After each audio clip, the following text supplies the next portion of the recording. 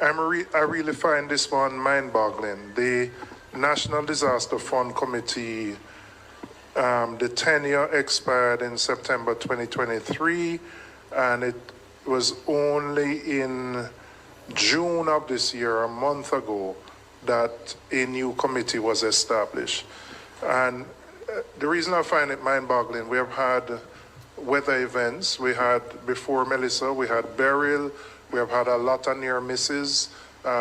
Every hurricane season, we, there are systems that come our way. What would explain why we would have been without a committee for 3 years, given the vulnerability that we have as a country and the need to be able to respond quickly to disasters? And this is just this is not something that requires expending resources. It's just putting a committee in place to manage what would be there.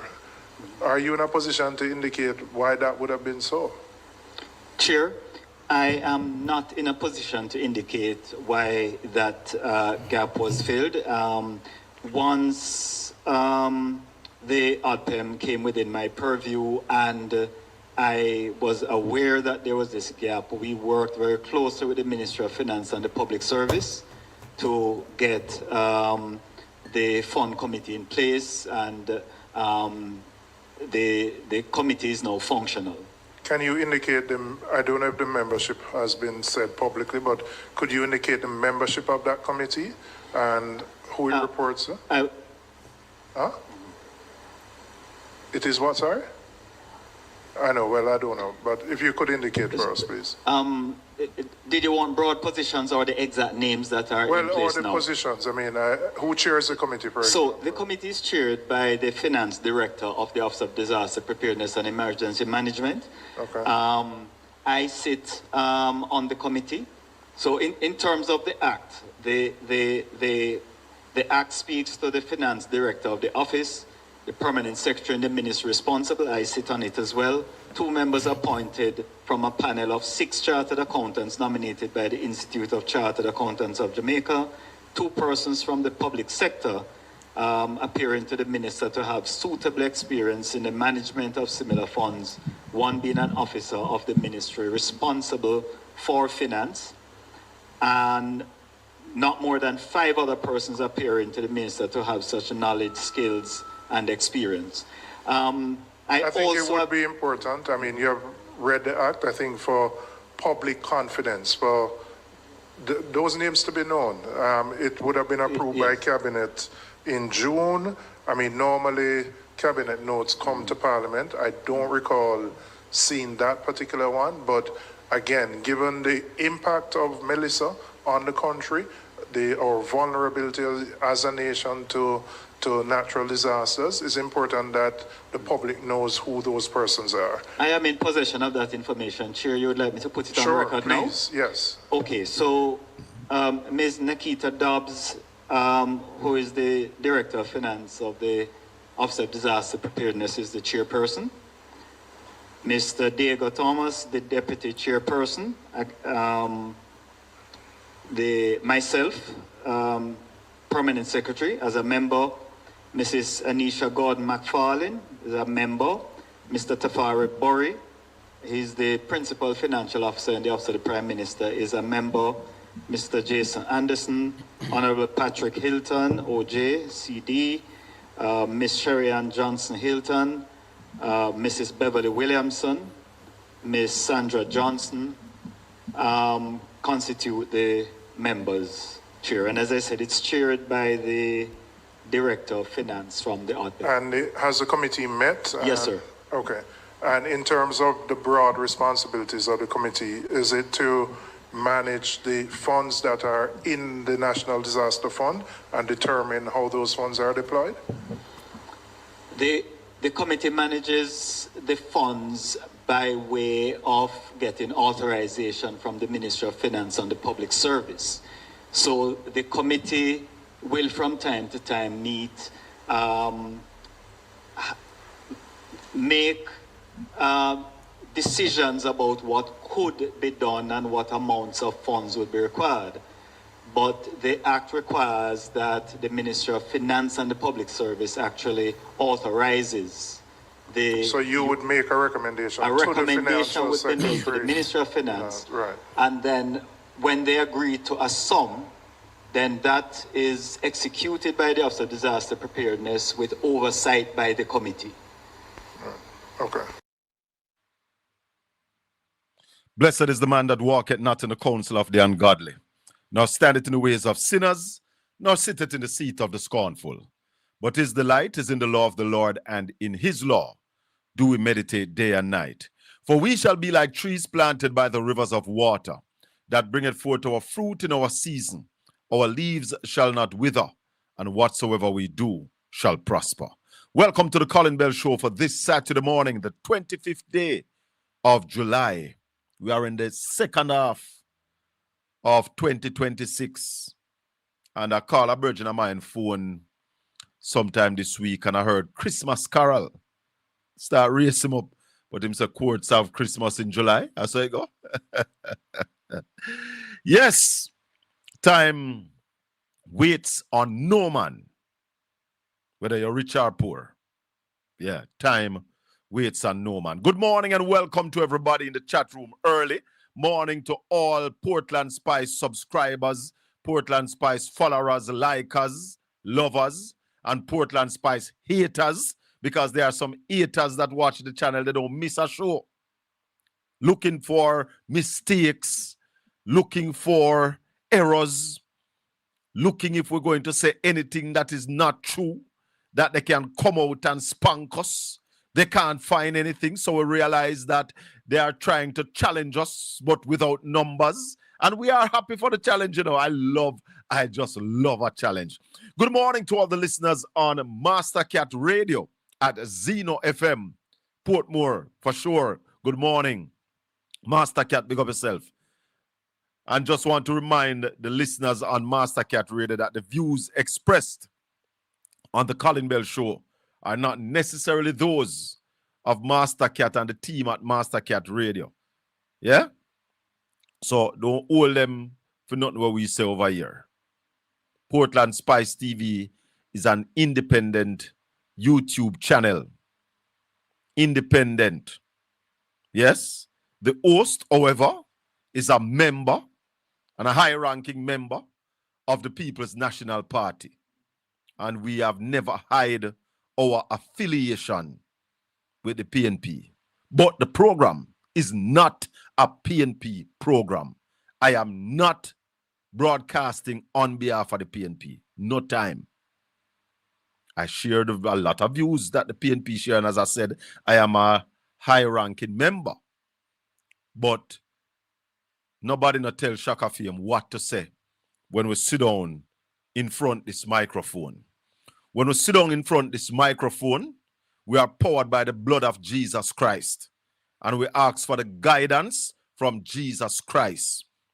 And so we ask, may the words of my mouth and the meditation of my heart be acceptable in thy sight, Lord Jesus Christ. You are my strength and my redeemer.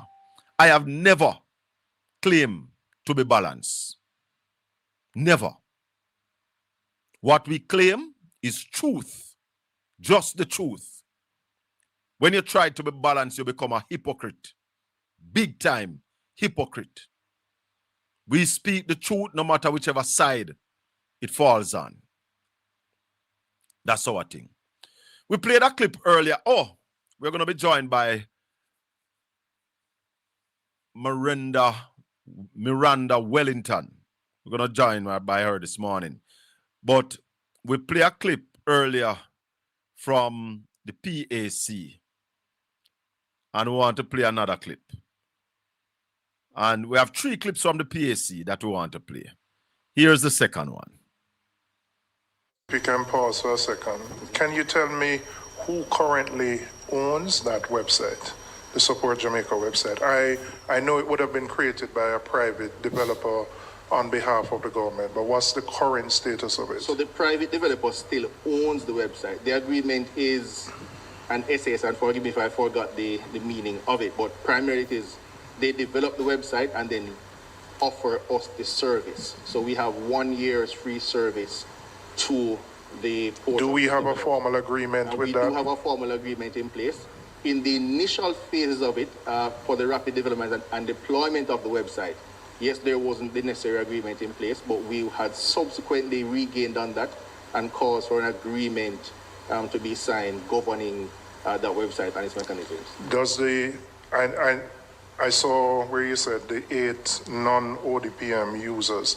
Is there any non-ODPM or non-OPM staff who would have access, for example, to donor information, amounts that have been donated, etc.? Would that exist now?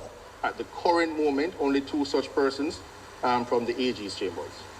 From For the the purposes of the review here and now. AG meaning The Auditor Attorney General. General No, or Auditor Auditor General. General. So there would be no non-government person who would have access to this information and data at this particular point in time. More prescriptively, well, just to be clear, no non-ODPM staff currently has access to it.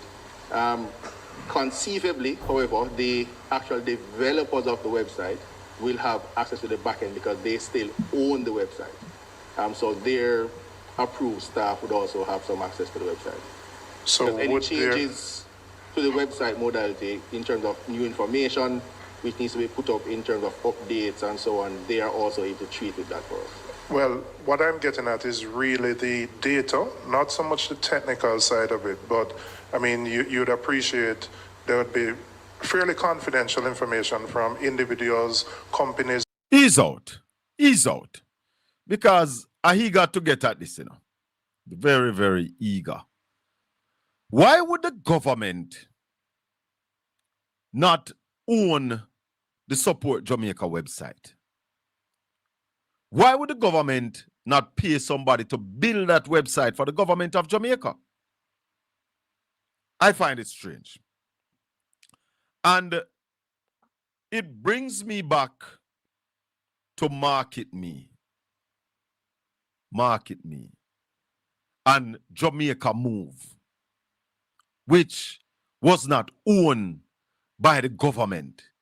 Is it that the government is ensuring that some people make some money, taxpayers have to pay some people for some time?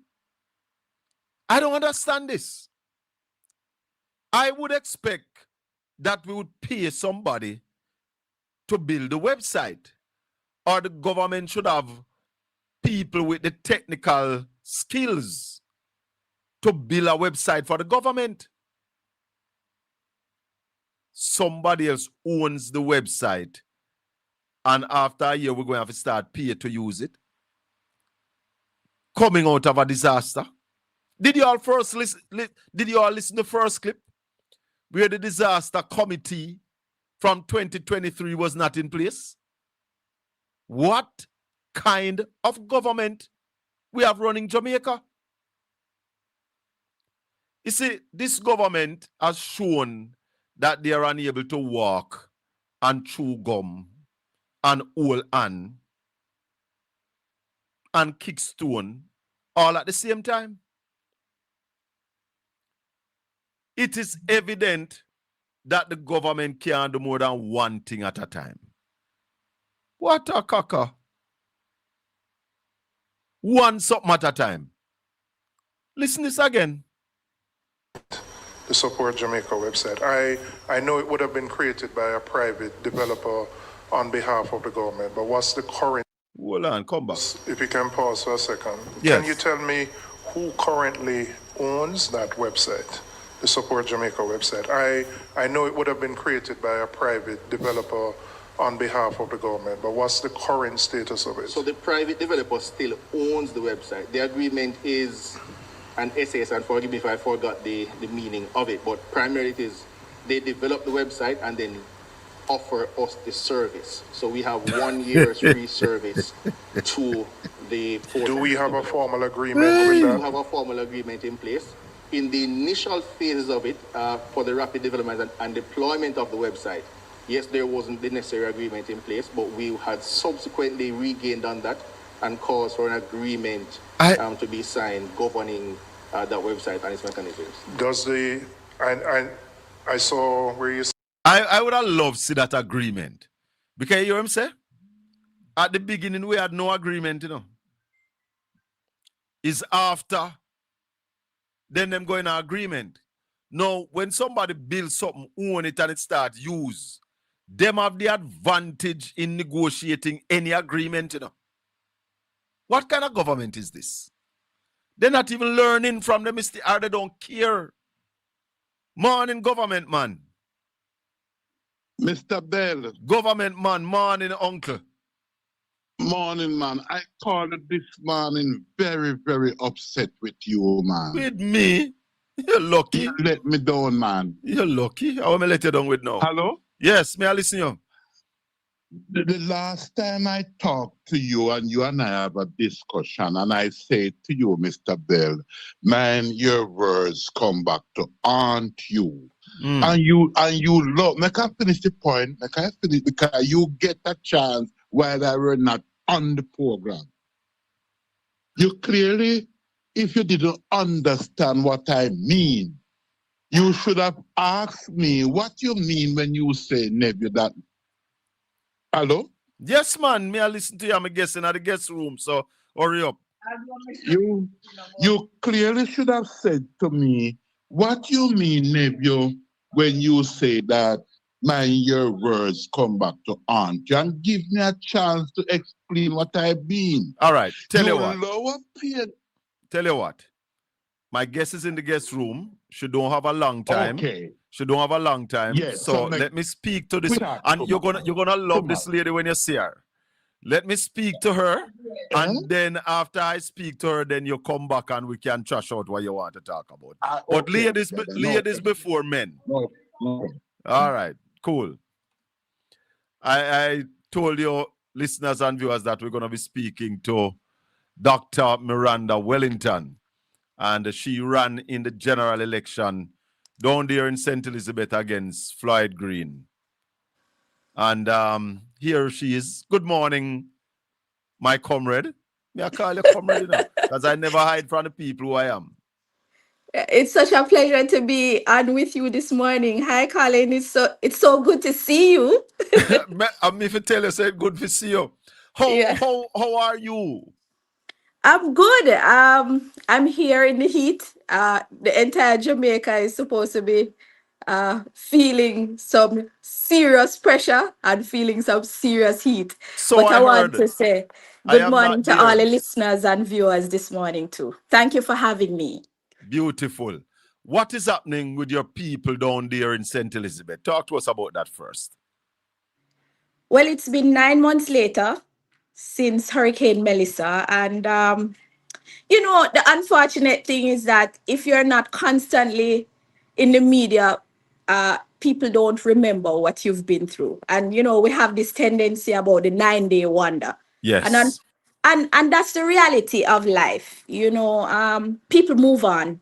People get caught up with the daily life activities and the stresses that they've all been experiencing. And so, we kind of forgot, we have. Come back, internet. That look like internet. Come back, internet. Well, she is in St. Elizabeth, so we can appreciate that the internet connection down there maybe not back to 100%. So look like she's trying to get back to us. I don't know if it's a call she get, but yeah, when you get calls when you're on this, it basically leak out the internet. So we're waiting to be rejoined by Dr. Wellington because we want to get first-hand knowledge of what is happening down there in St. Elizabeth. We saw the opposition went down there with a town hall meeting, and we heard a lot of the cries of the people. I figure somebody try call you. As usual.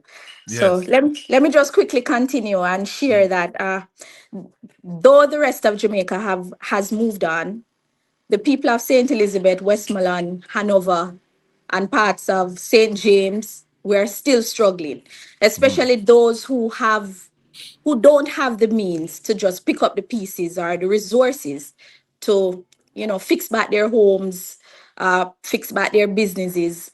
And unfortunately, many of them have decided to just move away. Many of our people have migrated. You're serious? Yes, many of them Mhm. have moved to other Other part, parishes. family members and all of that who can accommodate Yes, them. yes. So tell me what is happening for, let's say, people who normally sell in the Black River market, people who normally have a little shop on the roadside, have a little stall in Black River. How are those Mm. people surviving? So as you know, the market was completely destroyed.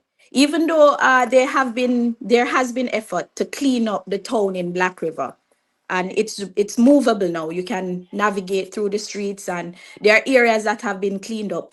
The unfortunate things the unfortunate thing is that many of the people who were located in spaces that were not theirs, government spaces, were removed from those locations. um, Removed in the sense that hurricane destroyed their premises, and with the cleanup effort, they were moved to another location. Now Mhm. the hub of the town is just in one section. So those who were market vendors, those who can maybe afford to go back to a location and find resources, can set up on the corner stall, but many of them are home. And when I say home, there's nothing to do. Their livelihood has been completely destroyed. And so I see a lot of our farmers now have gone into vending, into the selling of things at events. For example, dances, set up. Many of them just come with their uh, mm, snacks. I see them coming with their juices and their liquor. That many of them have gone into that kind of vending, which is not long term, but is to No, but make but ends meet. you said farmers, people were in farming doing that. So Yes. if they're no longer farming, what is Mm. happening to food security in the bread basket of Jamaica? Okay, so what transpired is that there has been a total transformation. So in the farming belt, where you have majority of the farming taking place, because many of the hotels have shut down, many of them have not been able to go back into farming because we went into a glut. Remember, a lot of them went into farming after the hurricanes because they wanted to get back on their feet. We Yes. realized that too many people went into farming, and then there was not the take up. So the farming did not work out for the people who went into farming, who were displaced from the higgling or the small enterprising for the selling of goods in the town. So the town has been completely destroyed. So a lot of people went into farming.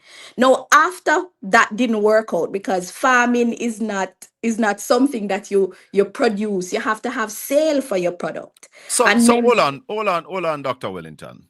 So when everybody get into farming right after the hurricane, are you saying that the government did not provide a secure market, even to ensure that once you produce, they would have taken the food from the farmers to ensure that sustainability and people could have basically stand on their own? The government never played a role in taking up the produce?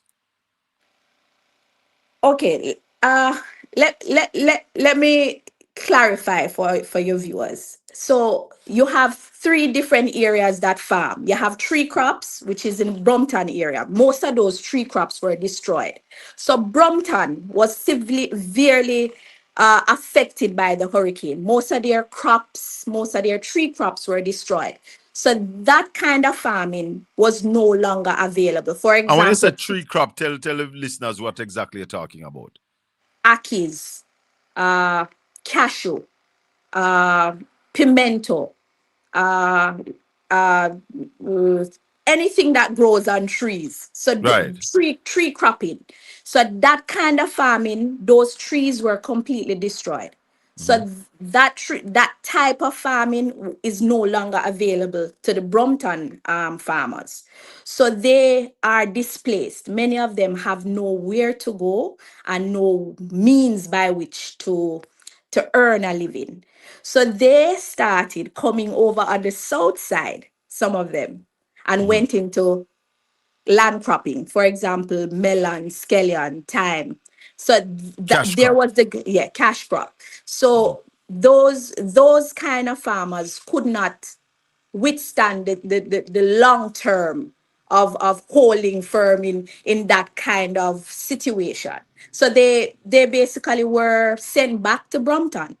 So what is happening in Pedro Plains now, which is the area that has most of the breadbasket people, the melon farmers, the scallion farmers, they farmed mostly for the hotels and the local produce, for example, the markets, the supermarkets, the higglers that go to Coronation Market. So what is happening is that most of the hotels could not take up the glut that was there right after the hurricane. And the government did not fill that gap.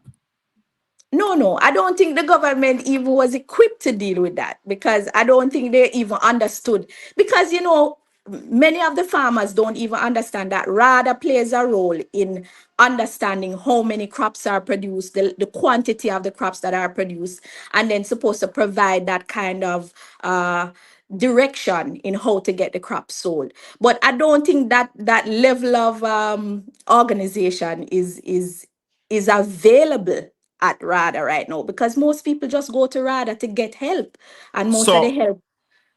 so hold on. After the hurricane, Mhm. you're saying to us that there was no organized farming. Everybody just got put in Plants. something. Yeah, man. Just put in But a cash crop. but I'm a bit surprised, Dr. Wellington, because the MP of the area that we are discussing is the Minister of Agriculture. Mm-hmm. And therefore, you'd expect that to be a model constituency even after a major disaster.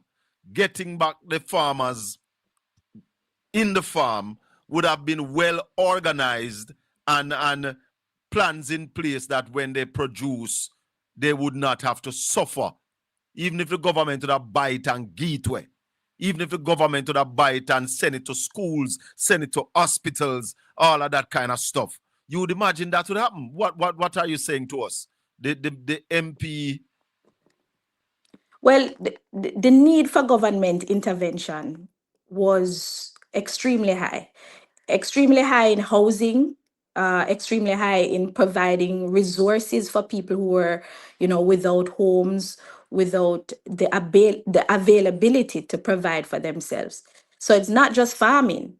Right. The agricultural ministry was just one aspect of the need that was in the space because the space was so severely destroyed. There were so many homes, so many schools. Many of the schools are still almost 50% still not occupied because the buildings are completely demolished. The hospital was completely Hold on, don't go to say destroyed. it because we want to deal with those one at a time. Okay, so we're Let, let, dealing with farming let's stay at completely. agriculture for another 2 minutes before we get Okay. to. I know I can't hold you for long because I know what Mhm. is at stake today. Right. So, in terms of the agriculture, the farmers, you are saying Mhm. that they are suffering.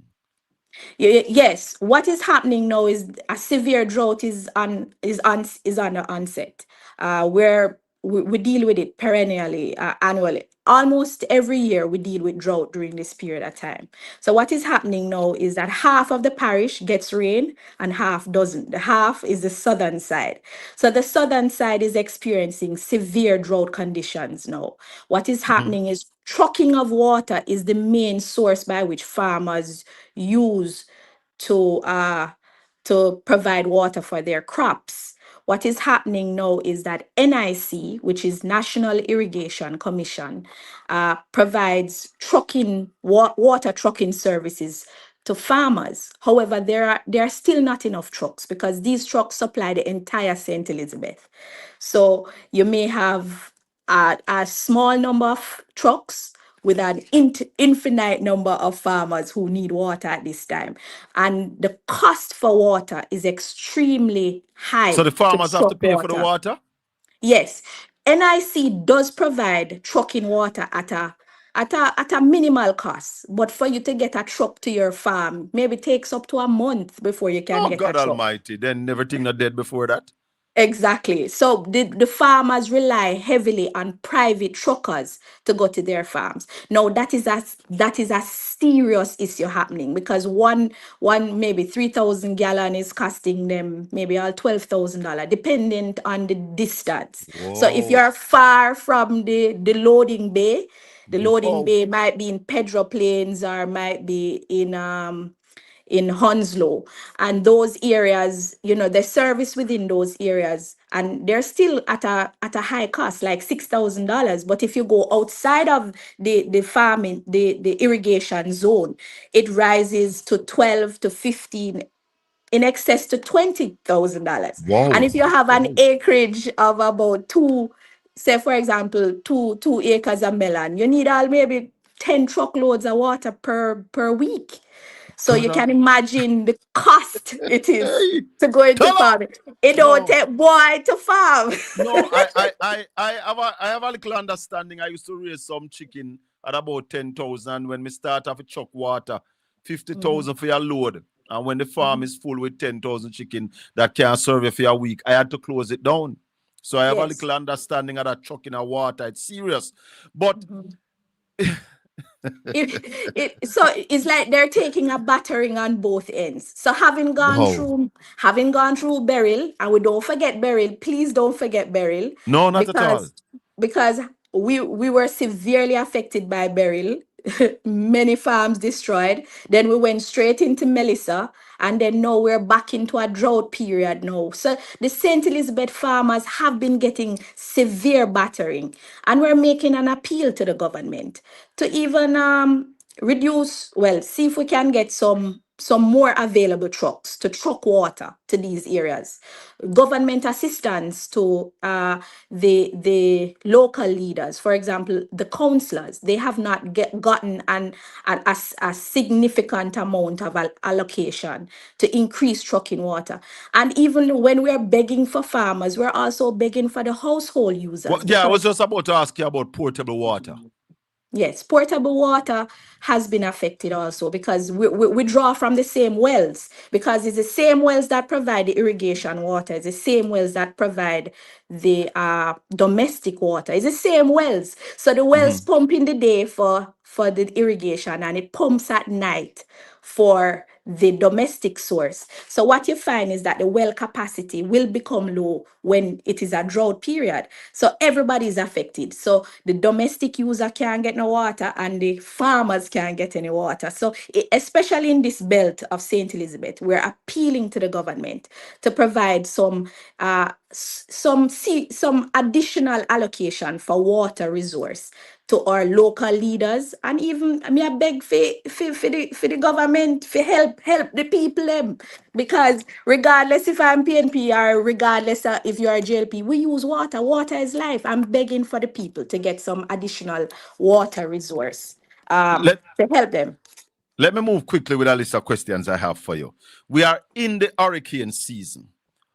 Mhm. What condition the emergency shelters are in your area or in St. Elizabeth? And just before you answer, listeners and viewers, if you're just joining us, we're talking to Dr. Miranda Wellington. She's the opposition person down there in Southeast?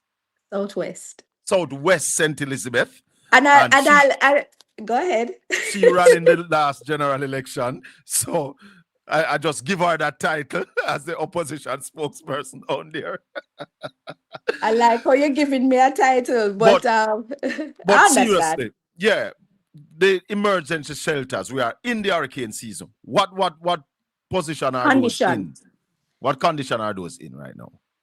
Well, as you are aware, many of the schools were shelters. and many of the shelters were destroyed in the hurricane, and they're still not up and running. They're not in the condition for school, so much less so the for sheltering for for in the case of a hurricane. So they're not prepared. We are not So, prepared so for if a we're not hurricane make off, how we prepared know? for sheltering, we're not prepared for schooling. We're really behind. And as the So, Minister of Education pointed out, many of the schools will not be open fully for September because the contractors have not completed even up to now. Black River High is still in serious work. There is still significant work needed to be done at the Black River Primary School, even Black River Prep School. Many of the schools are still not in a condition suitable for learning. so And were the if they're children going to school before holiday?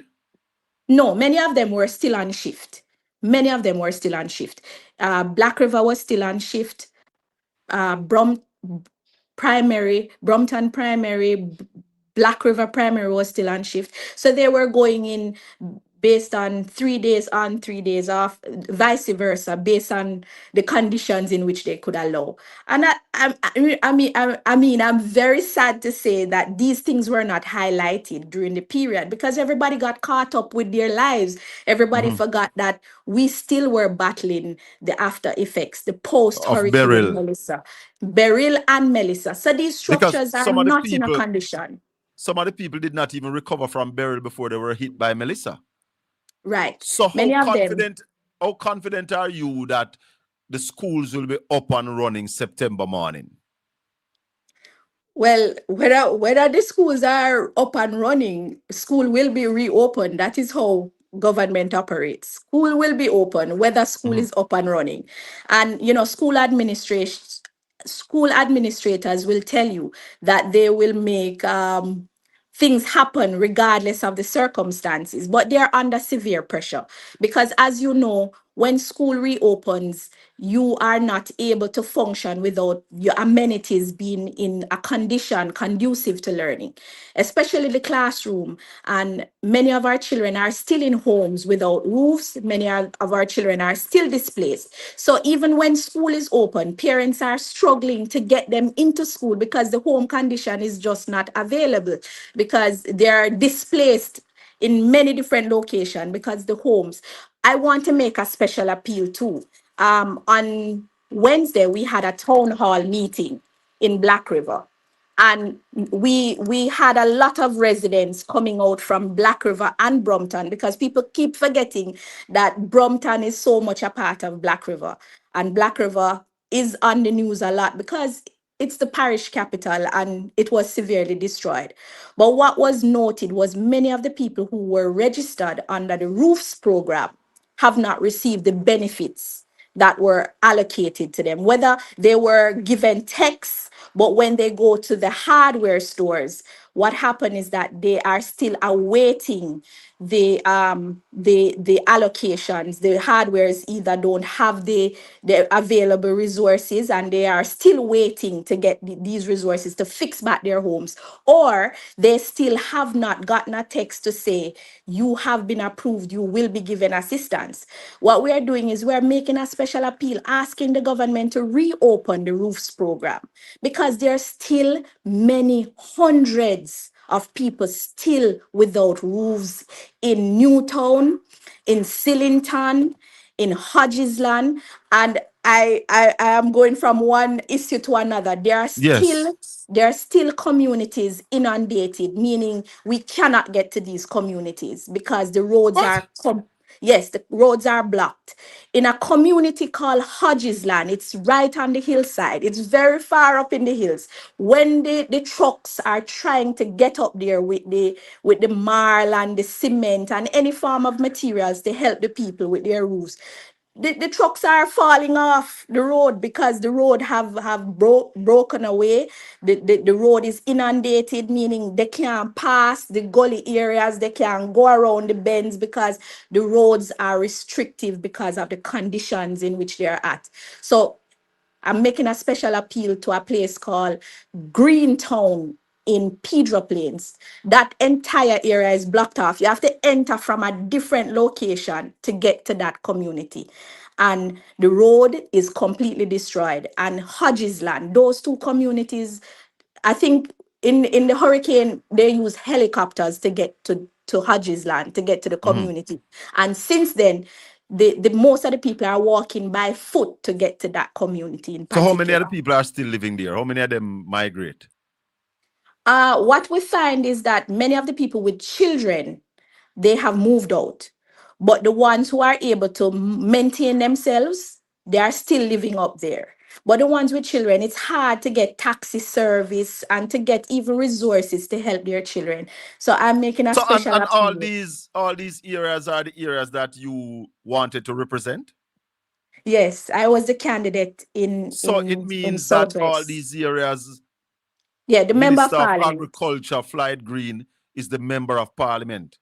Yes, and I still have to make an appeal for a community called Parity. I know it's been on the news a lot. Yes. Yes, that community is a fishing village right off the coast of Black River, Mhm. and that fishing village was completely destroyed. The road infrastructure was severely damaged, and all the properties on along the beach stretch were completely destroyed. The homes were destroyed. And I'm making an appeal for them because they still are unaware of what the future holds for them. And the reason I'm making an appeal is because I'm a resident of this parish. I'm a resident of Southwest St. Elizabeth. This is my home. And these people are my neighbors, regardless if they voted for me or they didn't And you're vote for me. talking to us right now from Southwest St. Elizabeth. Yes, I'm right in this drought-stricken area of Pedro Plains. Tell us so parity. Have there Yes, been Parity. any parity? Have there been any discussion with the people? Have any government agency come down, sat with the people in a town hall meeting, something like that, to have a discussion with them, what they would like, what the government is suggesting? Based on my feedback from them, because I've reached out to a few of them and they've asked, they're seeking that sort of consultation. The reason they're seeking it is because everybody's talking about them, but nobody's talking with them. Oh God. Everybody's talking to them, but nobody's talking with them. It is hard to see the name of your community on the So news you're saying with all the news going around parity and what is going to happen and and the who is going, relocation talk. And are you honestly, saying I don't want to get into the relocation talk no? But because maybe it's talk.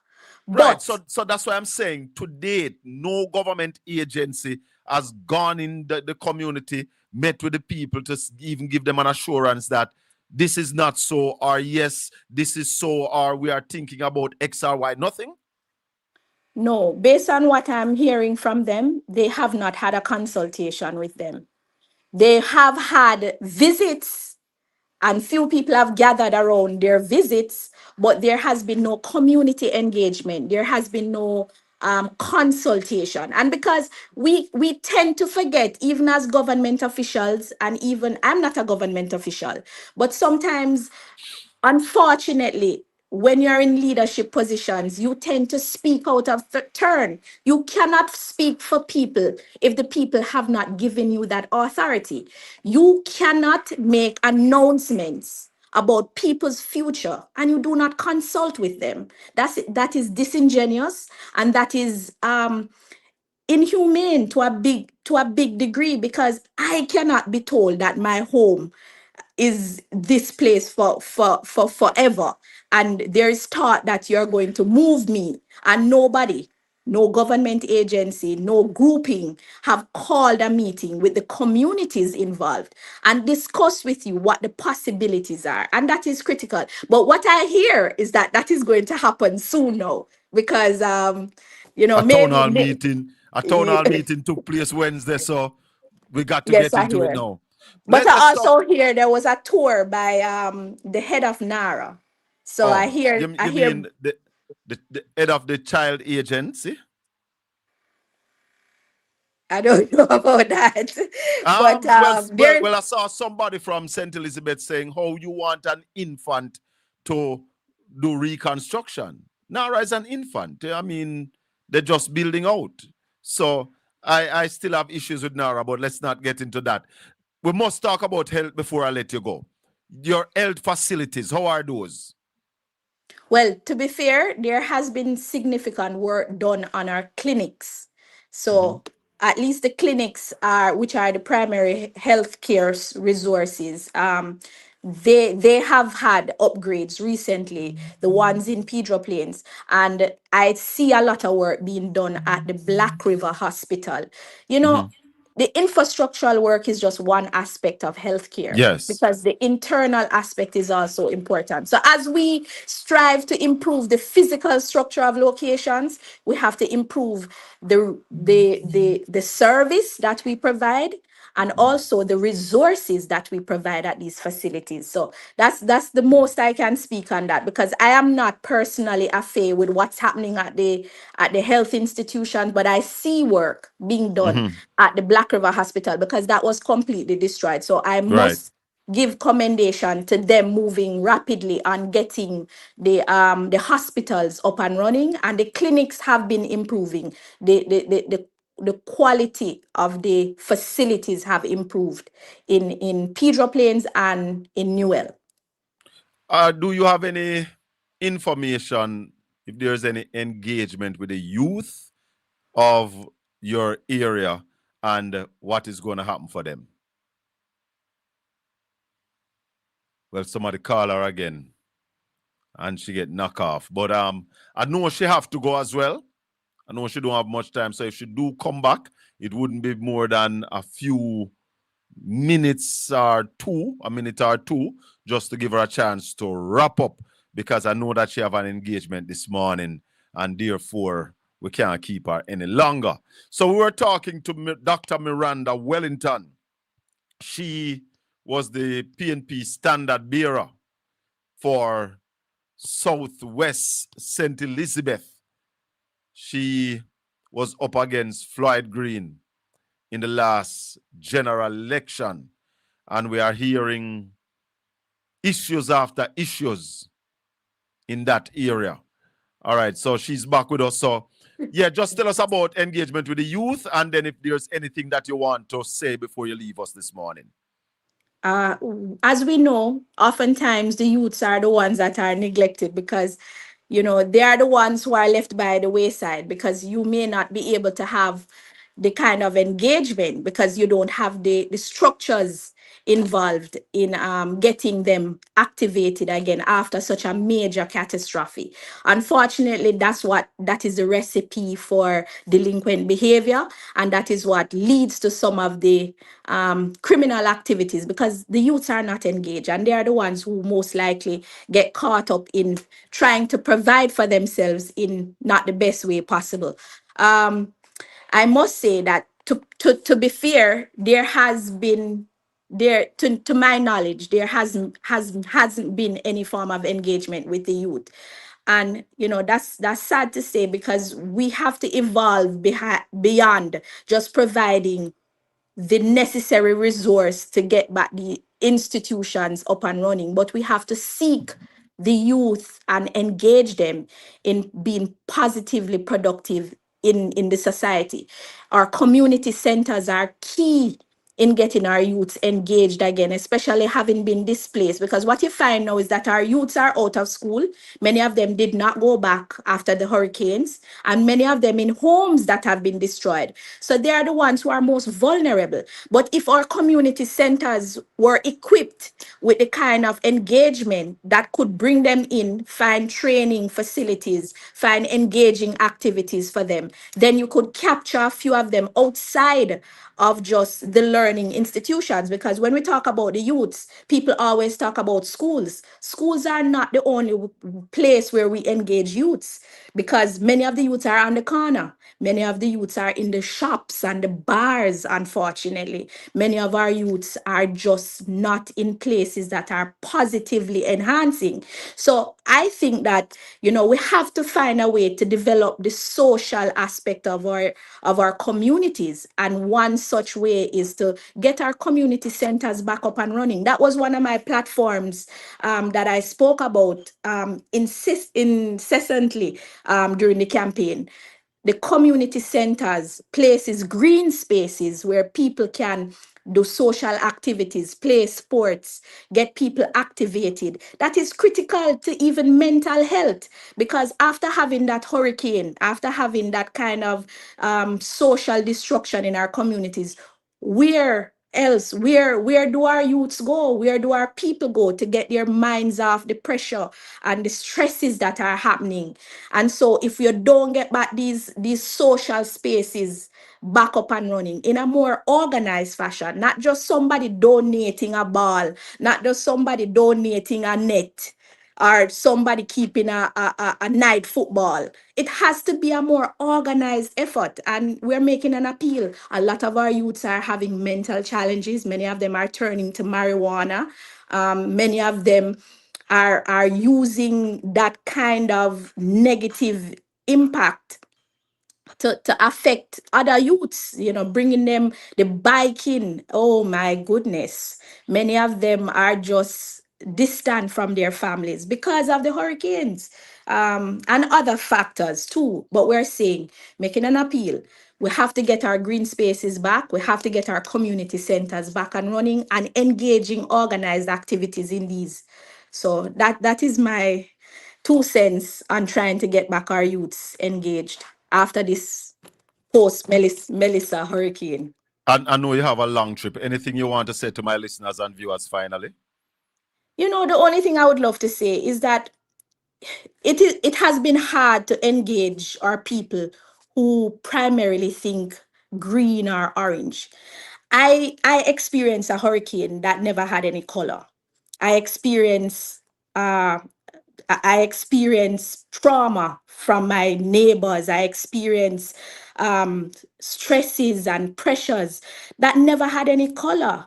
Everybody just wanted to be treated with dignity and with hope, And I am fearful that even as a politician, if I want to call myself that, I'm an educator, but I would love to say that it is hard to engage even within the social spaces, in social media, without being prosecuted for speaking about the things that people truly are experiencing. Because when you talk about what the reality is on the ground, people think you're just speaking because you're political. It is not the case. Many of the ills that the people are affected by has nothing to do with you trying to get political points or score, political advantage. But what I'm saying is that we need to start looking out for each other. We need to start being better neighbors, better keepers of our people.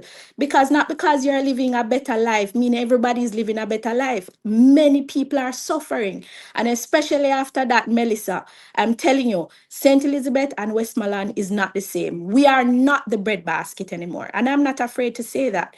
Many of the crops that you enjoy now is coming from other parishes because we're not able to produce and we're not able to do what we used to do. The independent spirit that I used to see in St. Elizabeth, it's no longer here. And my people are crying out for help. And it's not because we voted this way or that way, but we are Jamaicans and we need help. And we're asking for Jamaica to treat us likewise. Dr. Wellington, let me thank you for spending the time this morning, and let me wish you safe travel on the gravel.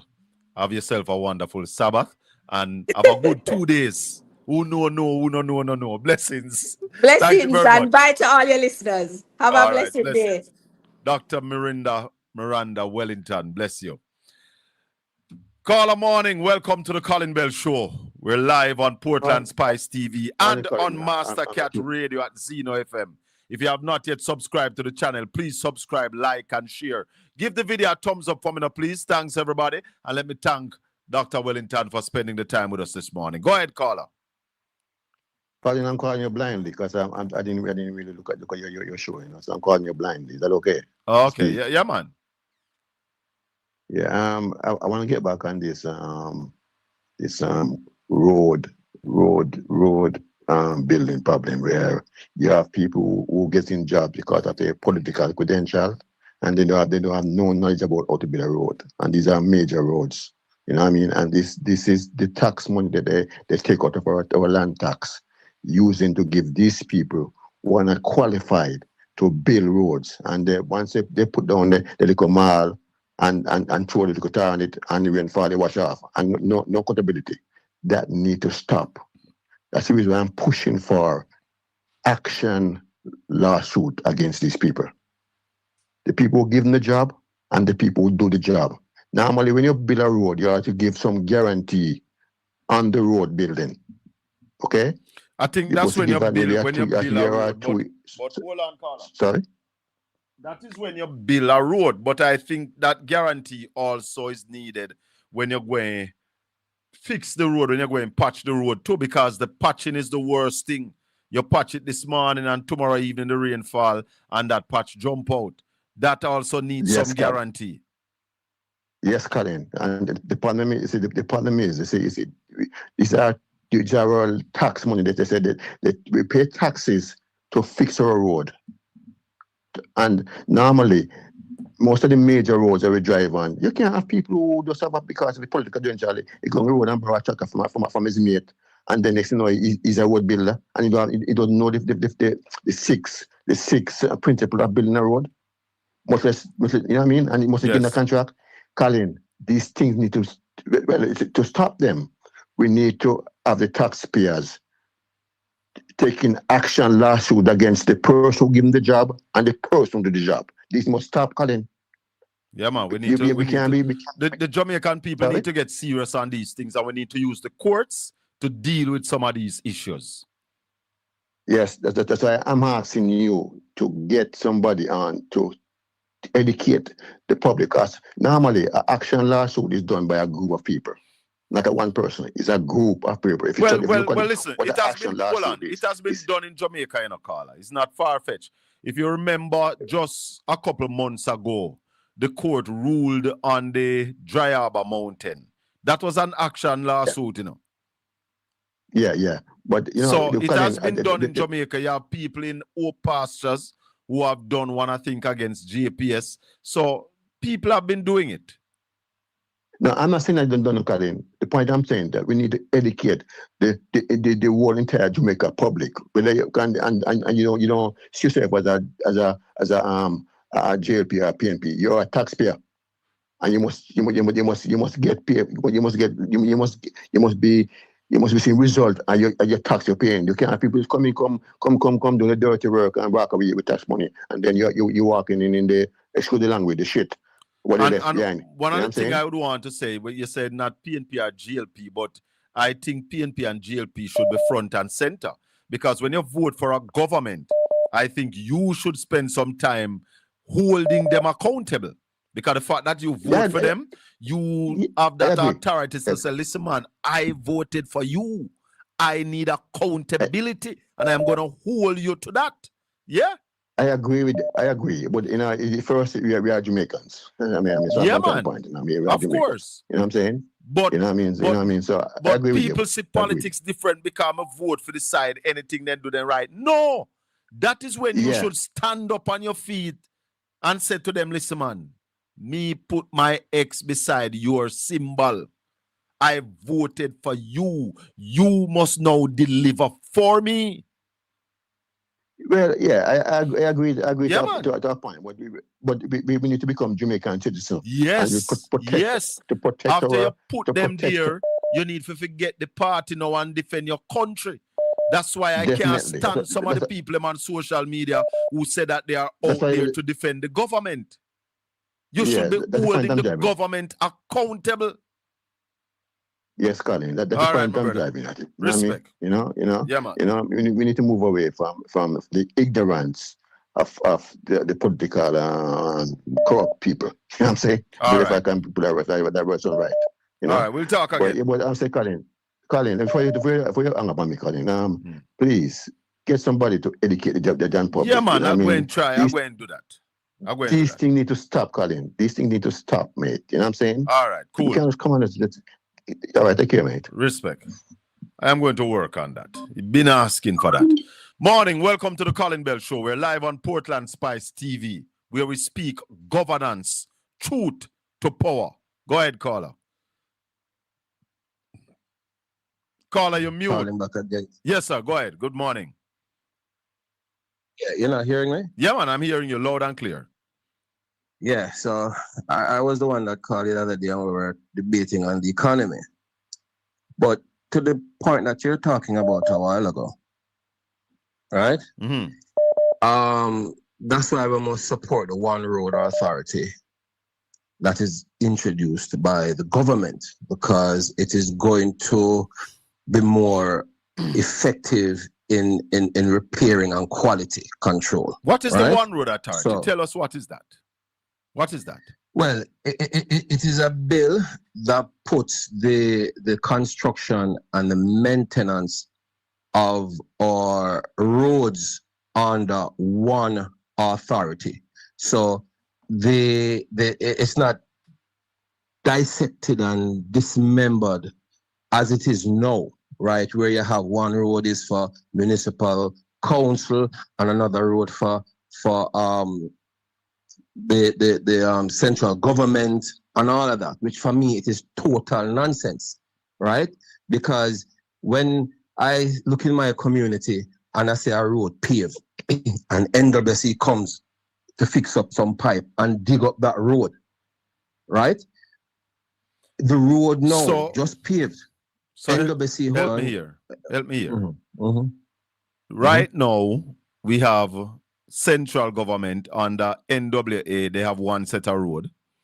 And we have parochial road under parish council, which have a set of road. And are there any other authority that have roads in Jamaica?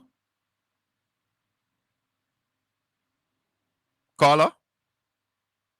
We lost the caller? Yeah, what I'm saying. No, man, hold on. Are there any other authority that manages roads in Jamaica? Not to my knowledge. All right, so RADA have some roads as well. That even makes it worse. Hold on. You've gone into multiple. Yeah, man. Yes. RADA have some roads as well. And when the NHT builds an housing scheme, those roads are under the NHT until they turn them over to either the parish council, to the parish council. The question I want to ask you, you said you want us to support the One Road Authority. Yeah, a more centralized system, yes. Right. Which one of them is doing well? Is the NWA doing a good job with the roads that they are managing? No, none of them. To me, none of them really doing a good job. None of them, because I can tell you where I live right now. You hearing me, Colin? Loud and clear. Me, I hear you, brother. Me, I hear you. Yeah, I'm saying where I live right now, the road, whenever the rain falls and it is repaired, right? The road is then destroyed. So it means that it wasn't built to a certain specification and a certain quality. So if you have one authority now that has... Who would be that one authority? The One Road Authority. So who would be that? Who would be that? So this would be a new agency different from NWA? Yes. Of course, Colin, but you've not been following what's been happening, man. Isn't that is what is being proposed? Listen. Be careful. Be careful when you say people now follow. Because you only know say the two authority of road. Me just enlighten you to some more. So obviously, Colin, I don't know everything. I don't know everything. So that's why I tell us be careful. So that's why I tell us to be careful when ignorance. And that's why I tell us to be careful when you make certain statement like I say you're not been following. I am asking questions so that my listeners can get a full understanding, because you come here this morning telling us to support the One Road Authority. So I want to ensure that you know what you right. I want to ensure that you know what you're asking us to support. So which agency will be that One Road Authority? Colin, I don't know, and at this point it doesn't matter to me, because all I know right now, the system is not working. What we have now is not good. I agree with that. Hold on. Let me ask you a question. Are you satisfied with how our roads are being managed now? Hell no. I'm not satisfied. Yes, but I have to know. But Colin, that's not why I'm cast to know. I just wanted to mention that because I heard you guys just now talking about it. But let me that's not the meat of my matter. Right, hold on a little bit. Hold on. Hold on, man. You see, let me tell you something. You have to know where you tell people to support, because you say we must support the One with authority. Yes, and you don't know which agency going to be in charge. It does not matter. It does not matter to me. So hold on. Suppose NWA. To me, it does not matter, because what is there now? what is Hold on, there now man. is not working. Answer this. So suppose NWA going to be in charge of the one with authority. Would you be satisfied? We're not going to get caught up in suppositions. No, I but don't you want to do get it. No, there, 'cause but you see, brother, let me tell you something. We talk governance over here. It's not really politics we discuss, you know. People just time into politics. Hold on, listen to me. People just listen to me. Just listen. In my opinion, Colin, you discuss politics. You see, that's your opinion. And just listen what me I say. People time into politics because them say me a PNP, and yes, I am a member, a paid up member, and a high ranking member of the People's National Party. So people time into politics because of that.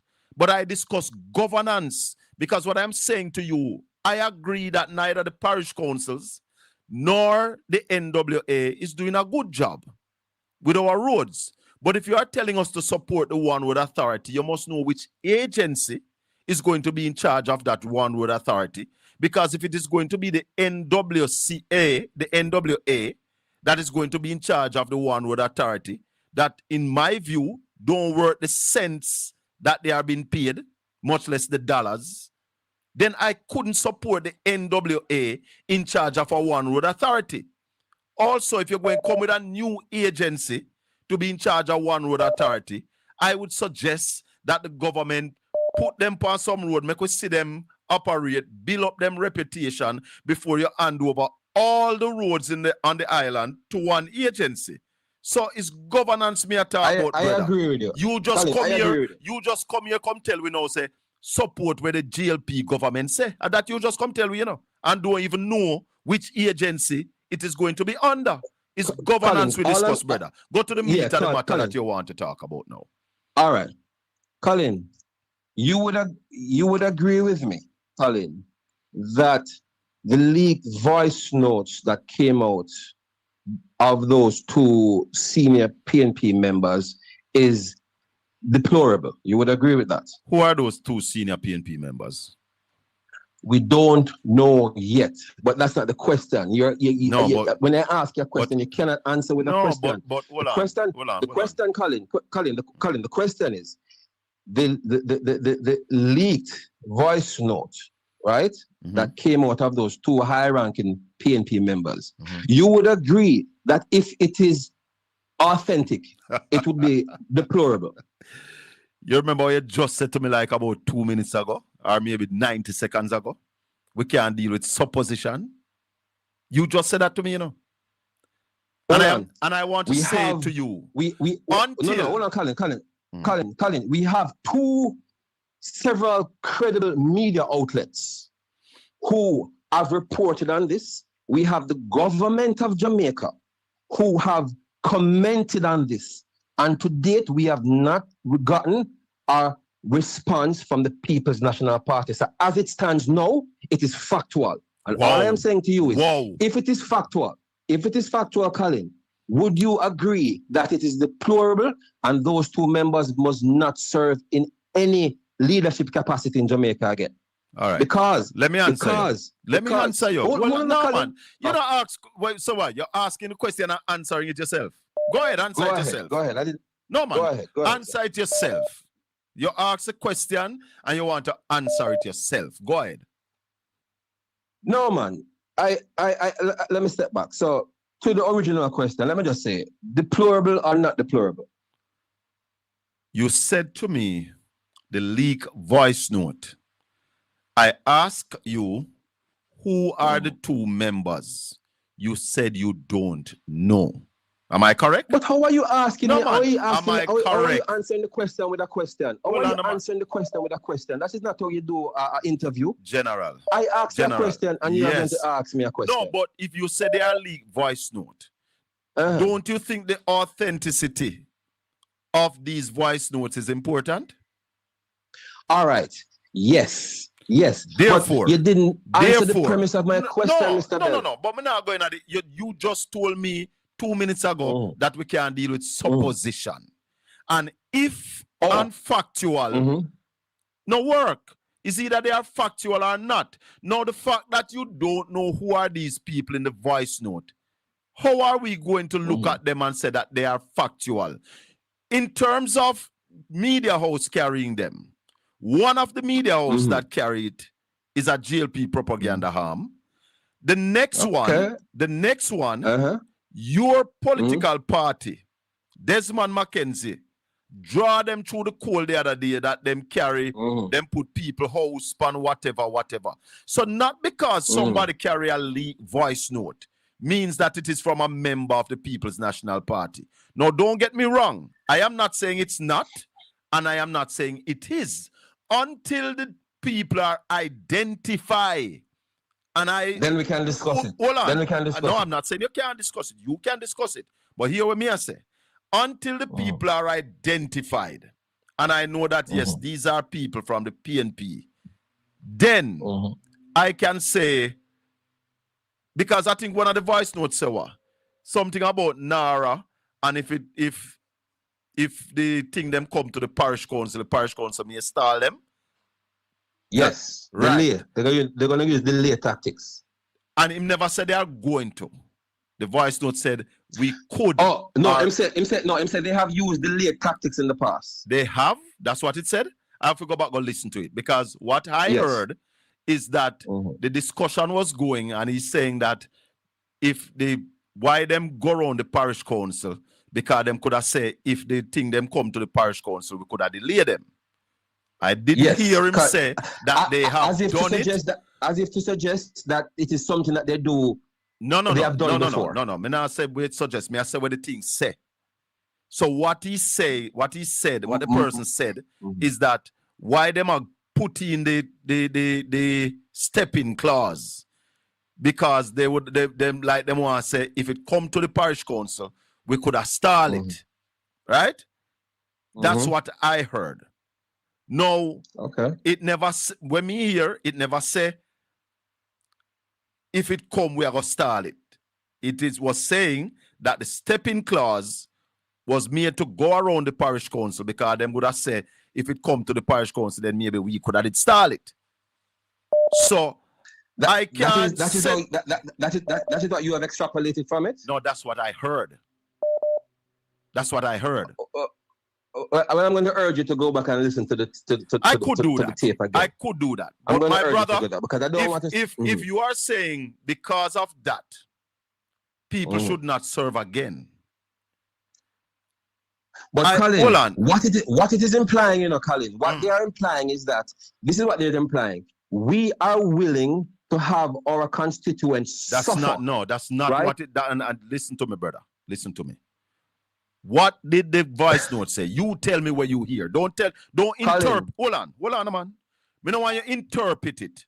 Just say to us what you heard in the voice note. So in the voice note, the woman can be heard saying that Major Anderson, the corruption tag, cannot work with him because his reputation so far is impeccable. And nothing wrong with that. But because that the man is clean, their intent was now to disregard. No, man, hold on. That's not what I ask you. Just tell me what the voice note said. Like you said, what the lady said.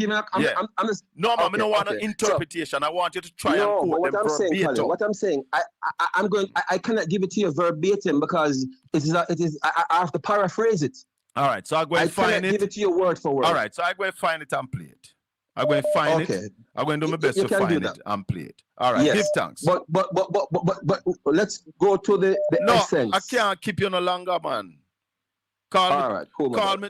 You want a debate? I will set up a time for me and you debate, but I can't keep you no longer. I wanted to touch on one more economy because you guys have not been true and sincere to the economic. What it is that we have lied about? What is this that we have lied about? So what I want to say, right? We're looking at the continuum of the administrations dealing with the economy, and let us fast forward from the 70s and the 80s and now come to the 90s, right? When the PNP came to power in 89. The GDP, the money that Jamaica owed was about $60 billion. When Bruce Golding took over in 2007, that debt had multiplied several folds to almost $1 trillion. Right? 800 billion. Yes. When Andrew came to power in 2016. No, man, don't go 2016. Don't do that. Don't do that. Don't do that. No. No, hold on, man. Okay, go ahead. Stop at 2012. Tell us where the debt was at 2012. It had increased from 800 almost billion. a trillion. No. 800 billion. No, man, it was more than that. It was more than 800 billion, Colin. No, I'm telling you, it was more than 8. It was almost 1 trillion. It was closer to 1 trillion. Yeah, man, the 800 billion are closer to 1 trillion than less. No, brother. but it was more like $900 billion. No, it was not 900. It was not All 900. Right. So it might be 800 and a little bit. Yes. So in 20 and where was it 2012? Where was it 2012? In 2012, yeah, it had increased to about 1.6 trillion. It had increased double. That's double. Sizably. Double. Yes, right. Anyway, yes, as I said, may I have to run still? May I have to take some more? No. Let me just make this one point. Let us come to Andrew. This is my last point. Let me just come to Andrew. When Andrew got the economy, right? When Andrew got the economy in 2016, the debt was, I'm going to use US figures, $15 billion US dollars. 10 years on, in we were at no. With all the infrastructure development, all the upgrading to the hospitals and the police station, the debt has just climbed to $15.5 billion. And very negligible increase. All right, good. What does that tell you? Let me tell you what does that tell you. Let me tell you economic what. Governance. Let me tell you what. That is that genius governance. All you right. have, Colin, all right, you have to give that credit. Thank you. You have to celebrate that. I'm going to tell you why it get there. Listen, I'll tell you why. That. Listen. Hold on for me, caller. Let me just tell him why that happened. Dr. Peter Phillips and Portia Simpson Miller, when they had to beg for the multilaterals to readmit Jamaica, put laws in place. So because of the laws, Andrew Holness couldn't run away and go do what him feel like. It was the laws that hold him, because this is the first time in history of Jamaica a GLP government saw the debt to GDP come down under their administration. And it wasn't by their own volition.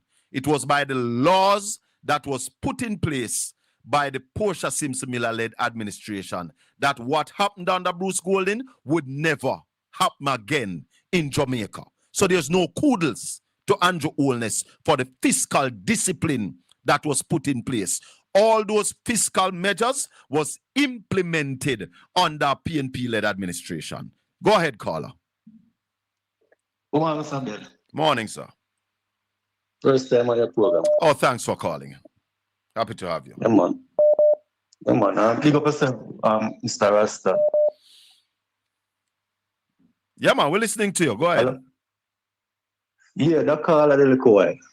The matter crap, you know. Why am I going to tell Warmington to resign? Oh, God Almighty. God Almighty. When Warmington say him nah give, when you're ready, him nah give, and all right. Warmington say him nah give an elected councillor money to spend like a fee money. Exactly. Rubbish, man. So if you call on him to PAP member to resign, why am I calling But the first thing you need to do is to identify the PNP members. Now, anybody could have put out something and says a leak voice note from the PNP. Exactly. And what I heard in the voice note, I think it was the man, because if the lady say Ambassador Anderson clean, then those are the people who want to work in our system. People who nobody can point to. So maybe Ambassador Anderson need to become Prime Minister and Andrew resign. Yeah. Because that we want, you know. People where when you look for dirty, if you say no, you can't use the corruption thing on this man, you can't clean. Those are the people who we want to lead our institution. Now, what I heard the next man says that the reason why them have the NARA and them do it, how them do it, because them would have said, maybe them want to say, we could have installed the thing them in the council. I never hear him say we would have installed them. That's not what I heard, but I need to listen to the tape again. Go ahead, sir. Yes, Mr. Bill. So that is my 2 points. So big up yourself. Yeah, man. You see, I tell them every day, you know, if you come over here, we'll not get beat up. Because we discuss governance. I who no time into politics. Because I tell you the truth. That I am a member of the People's National Party. So everything when I say, I put politics to it. And then when you challenge me, I realize the shucks. We in a problem. Because if you are going to come here and tell us to support the One Road Authority, and you don't even know which agency going to be the head of the One Road Authority, man, go sleep, man. Or put up your foot in your settee and listen to the show and learn, get knowledge. Yeah. Call a morning. Welcome to the Colin Bell Show. Yeah. If you have not yet given the The video a first thumbs up, please give it a thumbs up. Yeah, man. The first thing they gonna say, you see? Yeah. You see the first thing when the government going to power, the first thing is put the people in the fan first.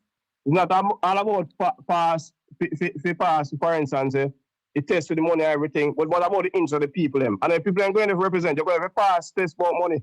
And then No, the people you need to pass the test as well, you know. Don't be like a labor, right? No, pass is, no, let me see that. I mean, for instance, you pass the test now, but at the same time, when you have pass the test, you must always put the people at work at the same time the people can work and pay the debt. That's the reason I say pass the test. Yes. You know what I mean? If you have paid the debt, and then you have put the people to work else to pay the debt, or it's going to happen. Yeah? Yeah. I remember, if that can't pay yourself alone, the people pay the debt. You know, And the people have to pay pay the debt. Yes, man. You know what I mean? And the idea, when him get in 28 million for the year, he might take out a fee in 28 to pay debt. And if you pay well, God bless my pay, you still have member, a body of people in the world, you know. As you mentioned that, caller, as you mentioned that, it reminds me of something. Dr. Angela Brownberg put out a press release saying that plaque bearing the Prime Minister's name on the social housing, the houses of people where they get house, if come off. I want to say this. If there's a plaque on those houses, you know the government give poor people house. If there's a plaque on any house with Andrew Holness' name, the country must ensure that Andrew Holness pay for that house. True. I must him pay for it. If him name the on it, that money must come out and pocket. And I am suggesting to the Auditor General and the Attorney General that every social house that have a plaque with the Prime Minister name on it, they must draw the cost for that house out and salary. A few money build the house them. How dare you? They investigate them every year. And the reason because that they have too much passek when they earn from Jamaica people, and Jamaica people are suffer. And the reason I say that, look as an example, if you check the ratio of the Prime Minister and his wife and couple of them in the parliament, how much money them are earn? And at the end of the day, minimum wage where people get can't buy nothing. You can't go as soon as again because everything goes sky high to the ceiling. And him said, I'm going to give people 32% and tricky people. And he said 18,500. But put it as 18,500 that then, at least. You put that 1,000 up on the 16 where people are getting the idea that I'm sure say you know love people in general. And next year again, I say, the nurse not get no pay, the doctor not get no pay, the police them not get no pay. They literally got a police, some of them are working if you beg. And your razor come from 9 million ad for the year. And you put on how much per full pay? Almost 20% per full pay. So at the end of the day, we end up the people them to do. We end up the people them to do. That for sure, for instance, they not represent the people. I mean, it's all about going every rat with themselves. And then the people them suffer, brother. It's not about the people are going to represent. And you see, I'm not going to come for the show. I'm being like them, I tell you, because I'm talking against all the opposition, not them nothing. The opposition have a cleaner mind on them. Come here, tell you that God love. It's the PM, God forbid if I was the PM here in the country. The people who not suffer so. They have to steal. People who not suffer so. Come here, tell you, the time when they hurt, PMP in the country better more labor. I mean, honestly, I'm not going to call it. I want to see happen. PMP in the country, PMP in the country, the poor because of people who want to labor. The labor go to the rich. All right, my brother. Respect. One more. Good thing that they come with tax for poor people. Even people probably go feel. They want to go to sleep, figure sleep. I look for the money around and go tax and go to care. I be a person of poor people and nothing to benefit poor people, brother. I end up putting in place, but then a couple factory people. And then become myself and they're going to take the call, brother. One love. Thank you for the call. You're listening to the Colin Bell Show. We're live on Portland Spice TV at YouTube and on Mastercat Radio at Zeno FM. If you have not yet subscribed to Portland Spice TV, please subscribe, like, and share. When we say like, touch a thumbs up, give the video a like for me, please and thanks. Junior. Junior? Hello. Yes, Junior. Morning. Vibes. Morning, sir. One leader. Hold on, Junior. Don't move. Don't move, Junior. Hold on. Hello, good morning. Morning, sir, man. Yes, sir. Hey, Blessings. morning, sir. Raleigh not joining the program yet.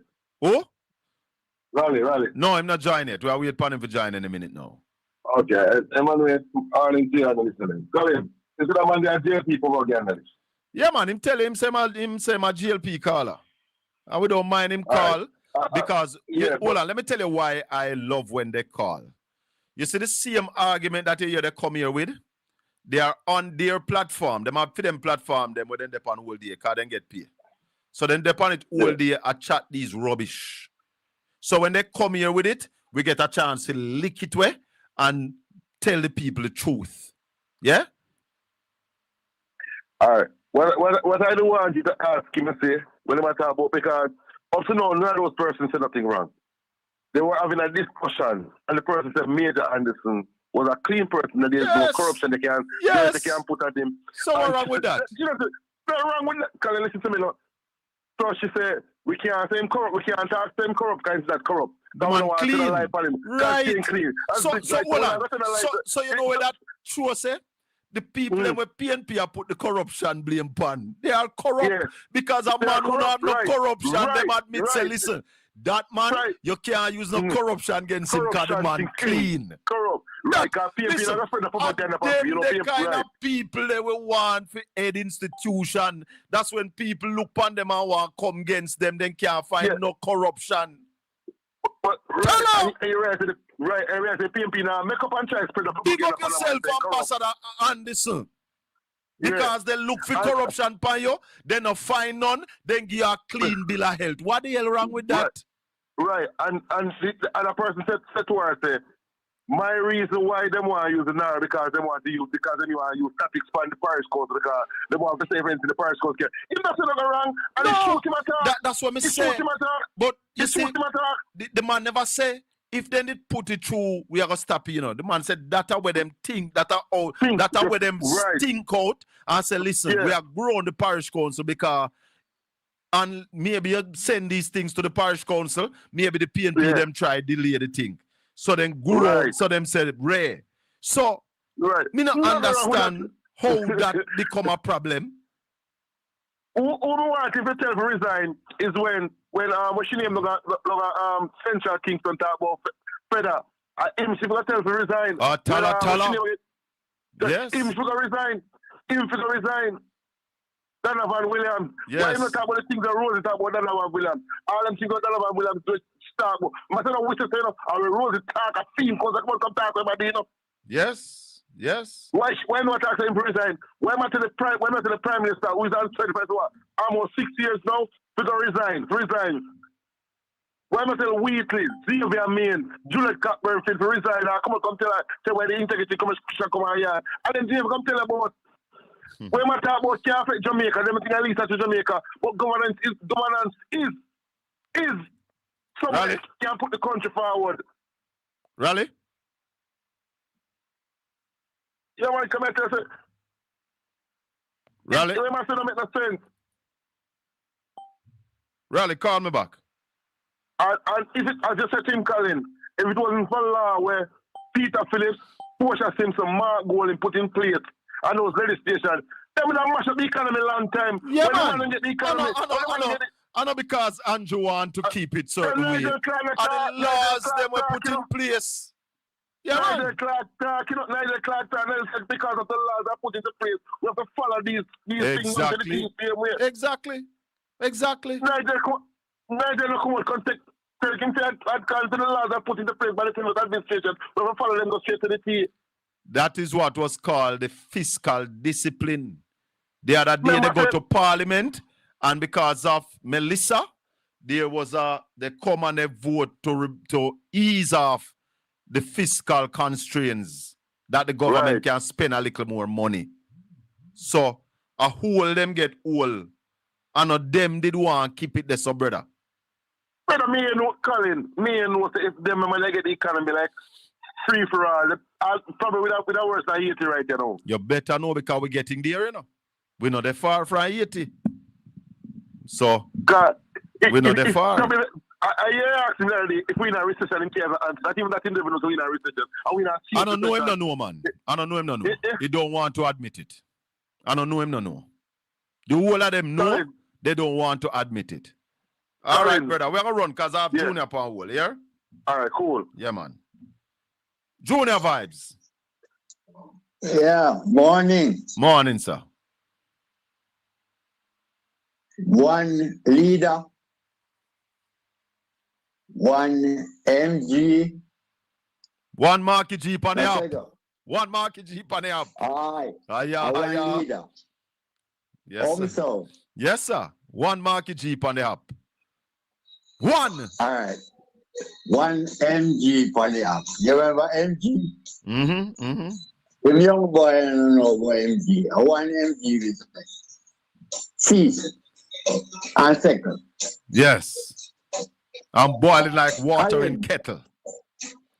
Here you have the young man come back and like the meals you provide over here. Love eat good food. Yes, man. Yes, anyway, man. Me don't want to talk about him yet. It look like Tufton and Andrew this right on book, you know. Yeah? And it look like the rest of the Libra them now. I get a copy of the book, you know, realize how much of them the Integrity Commission are run down now. Yeah, man. But Juliet now said then come our yard and then I should not let them in. How would they got Juliet yard for? If she not under investigation. Then Colin, I don't know the Integrity Commission that carry love letter from you. Tell her, come in your yard with it. Hey. So if they will not carry love letter to give people, make sure no send the keys or birthday will get letter long time. What do you think? The Integrity Commission love Nikisha Burchell? No, man. What we mean is that if the Integrity Commission was giving out love letter and letter to women look good, Nikisha will be the first to get, and they will like PMP one and would get. She wouldn't get none. Oh, nobody would remember actually. Remember said the only person who like she. You try calling me call? Anyway, try it back. Let me talk about the book was underwrite name. Andrew book name The Shortcut to Prosperity, you know. The Shortcut to Prosperity. Yeah, man. And that they're right. What will you say? Then look what they're wealthy. And everyone is coming up over the last couple of years, nobody never has so much money. You can imagine you start from 2 taxi and rich stuff. You must know the shortcut to prosperity. Of course. The Shortcut to Prosperity. That's in your Andrew book. Oh my God. You remember a couple years ago we heard Crawford call nationwide about the behavior of the speaker. Yes. You heard anybody come out and the press have no press conference about that? And the lead thing for the program. Rally. You remember? Hold on, the Junior. Junior, hold on. Rally. Man. Yeah, hear me? Yeah, man. Man. All right, good. Hold the line for me. Yeah, Junior. There was a council in the Kingston Municipal Corporation was looking out against another member of the Labour Party about BM. You mean Auntie Rosie? Everybody talk about her. Auntie Rosie? Because in it, we not reach Auntie Rosie yet. Me talk about Ines. The one who say, you're a wicked man! You're a wicked man after you full your pocket! Yes. You remember when Rosie come out earlier this year and lick out against the Central Kingston MP. Yes. We never see no press conference keeping. We never see no definitely program about that, you know. And the idea, we see a big program keep about tape, Wally. Yeah, man. You understand me? So me I go wonder if I the same life we live, because donkeys they were on a level, you know. Hag saying go and dig it down though. Remember that? But remember we have to advertise for Friday I come. All right, Friday the And 20, before me the go 31st. Yes. right, before me go ahead, the most important thing. Tell the people in Jamaica who are thief to leave the Integrity Commission alone. Yes. You realize the Integrity Commission, they will come out with this new report, we would not have any idea what going on in our country. Exactly. We don't want the kleptomaniac to sodomize the Integrity Commission, you know. Why, Junior, you go hard this morning. So, Colin, look on it. The Jamaica Labour Party want to have the ethics committee of the Jamaica Labour Party investigate jail BMP. They're sick. They're sick. It's They're terrible. sick. Colin, we don't want nobody trouble the Integrity Commission. Don't touch Don't the Integrity Commission. Allow them to do their work, brother Junior. Little more, Uncle Junior. Little more. Blessings. Yeah, man, cool. Rally morning. Morning. What go on, my brother? Yeah, man, we're there, man. Yes, Rasta. What go on in the country this week, Rally? Well, the same continuous thing, mopping up exercises, consumer confidence down, business confidence marginally recover from the 6.5% decline during the first quarter, up by 2.3% during the second quarter. Bank of Jamaica wanted to mop up 27 billion. They got 263 bids for $39 billion.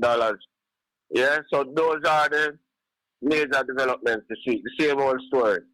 Negative news. People, consumers, say them now the money for buying a house and go on vacation, but all of them want to buy a car because of the poor transportation system. The number of households getting remittances dropped from 35% 4 years ago to just 27% now. So all of those things are contributing to the continued decline in economic activity.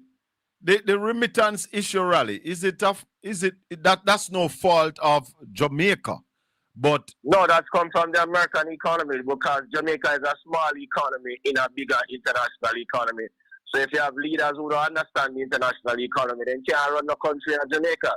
The remittances have to do with the problems in America and the rest of the world. And you can't run a country depending on remittance to grow your country. No, because that is charity money. You have to produce and earn. What has and been... there's no focus on production and earnings in Jamaica. And what is the reason for that, Rally? Why we have not been producing more and focusing on earning more for ourselves? Because the government not interested in that. The government more interested in hitting the debt to GDP ratio by the year 27, 28. So they've now put the emphasis on production from day one, from 2016 on a Niger class. That has been the government strategy, and nothing has changed under the current finance minister. But is it sustainable? Is it sustainable? Is it sustainable to No, it is not sustainable. It wasn't sustainable. That is why we are where we are right now, because Niger Clark did not overpay the debt, never invested in infrastructure, and then Melissa just come and complete the damage. So Niger Clark do the financial damage, and Melissa do the infrastructural damage. But they are saying that Prime Minister Andrew Holness in the last 10 years have done more infrastructure development than any other prime minister in the history of Jamaica. You believe that then how Melissa created so much damage in the country? Or the commissioners rolled up to this week, we see an announcement that they allocate 1.5 billion for 6 potholes because the motorists are quiet. If that was so, why are we in the position that we are in now? But where are those infrastructure that they are pointing to? I don't know. You tell me. Is it the road from St. Thomas to Port Antonio? That the matter about, of course, which is not in any proper condition, although it's just done. But that's the worst piece of road that has been built. Project. Yeah, because every other major road development that we have seen at least stand up for even if it stand up for 5 years. This one don't stand up for a year yet. That's right, so it's all about propaganda. I can't see that. This is the worst infrastructural state the country has ever in, and anybody who comes to that argument, ask them why Melissa create infrastructural damage that is 57% of GDP and make them answer the question. 57% of GDP. The infrastructure damage done by Melissa. But so they will tell you that it's a Category 5 hurricane rally, and we have never experienced a Category 5 before. But the Prime Minister already tell about the situation between Haiti and Chile. So Tell Who tell them, Rally? Who tell them about it? The Prime Minister already explained that, you know. Me God, me King, he named Jehovah. He inspire me to be a mic chanter. Say, all for the roots, see for the culture. So once a lamb going to the slaughter. Rasta I'm a diversion. The Prime Minister already explained that problem already. Hold on. People, the man not too long ago say Prime Minister Andrew Holness build the most infrastructure in Jamaica as any Prime Minister. Yeah. And the country suffer 56%. 56% of GDP. 57% in GDP damage in infrastructure, almost $10 billion worth of damage. So, what did Andrew Holness tell us? I have it now, but I never look for it. I need to go look for it. Andrew Holness. Haiti and Chile get the same category. No, I never the same. Chile get a heavier earthquake. Chile earthquake was bigger than Haiti. The Prime Minister 6.7 or something like so. Yeah, man. Chile was bigger, but in Haiti, hundreds of thousands of people died. In Chile, I must say about 800 people dead. Because the infrastructure never crumbled, because Chile have better infrastructure. Yes. Similarly, if Jamaica's infrastructure is good and they invest in infrastructure, Melissa could create 57% of GDP damage in infrastructure in Jamaica. Not at all. Not at all. Yeah, the housing stock in Jamaica is deplorable. That's why Melissa just huff and puff and blow them away. Yeah, man. Because instead of building house for the people, the Andrew Holness-led administration overpaid on the debt to fatten their friends. Yep. Because a lot of the overpayment on the debt rally was paid to local banks. Local people won 80% of the debt. So them know who them that overpay, who them that pay off. Yeah, I remember the same people who made the decision and them are the same one who own the debt in the financial sector. Oh my God. What you say, Rally? Yep. All of the people who went to make that decision are persons who have assets in the financial sector. The governor of the Bank of Jamaica, the Minister of Finance, the then minister. Yeah, man. And the governor of the Bank of Jamaica, as well as Keith Duncan. Oh, all those are financial operatives, so them supported that policy in order to benefit themselves. Because they get fat. Yep. Hey, tell her. Yep. I wonder if David will listen. David, you listen?